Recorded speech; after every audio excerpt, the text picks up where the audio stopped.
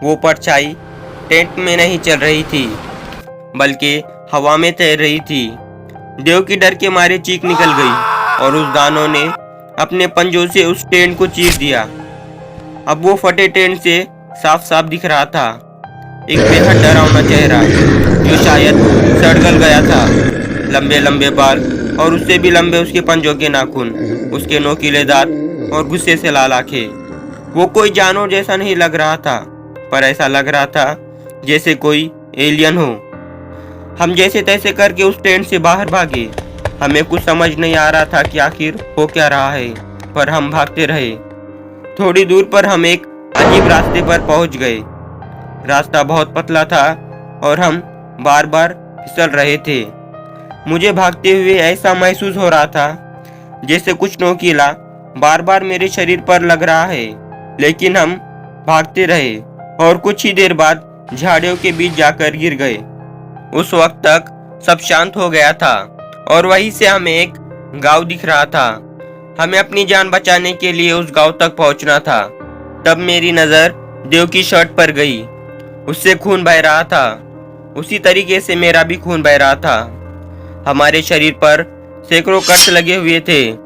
ऐसा लग रहा था जैसे किसी ने हमें बुरी तरीके से नोचा हो। तभी हमें उसी दानों की कुहाड़ सुनाई दी जो झाड़ियों के दूसरी तरफ से आ रही थी। हम अपनी बची कुची जान लगाकर वहां से भागे। हम तब तक भागते रहे जब तक हमारा शरीर बेजान ना हो जाए।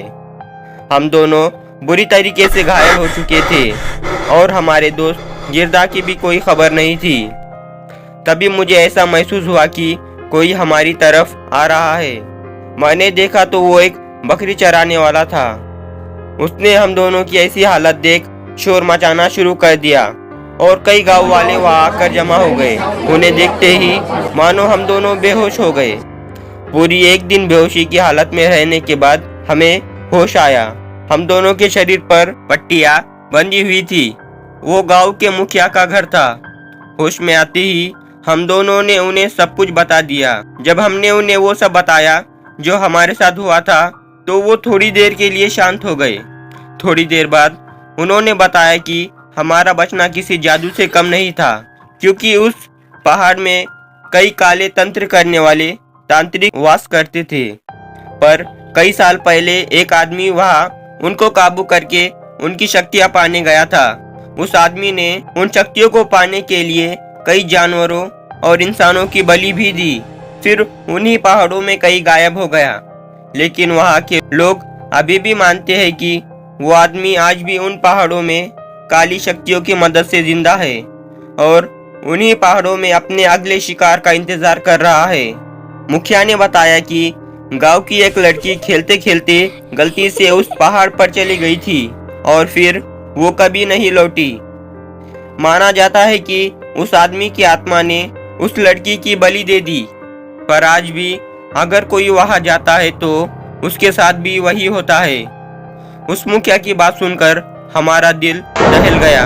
हम तो बच गए थे, लेकिन हमने उस दिन के बाद से हमने अपने दोस्त गिरदा को कभी नहीं देखा।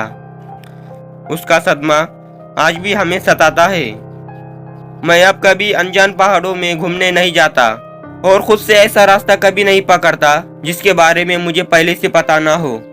हमारी ये कहानी पसंद आई हो तो वीडियो को लाइक करके चैनल को सब्सक्राइब करें ताकि हमारी हर हॉरर स्टोरी की नोटिफिकेशन आपको मिलती रहे।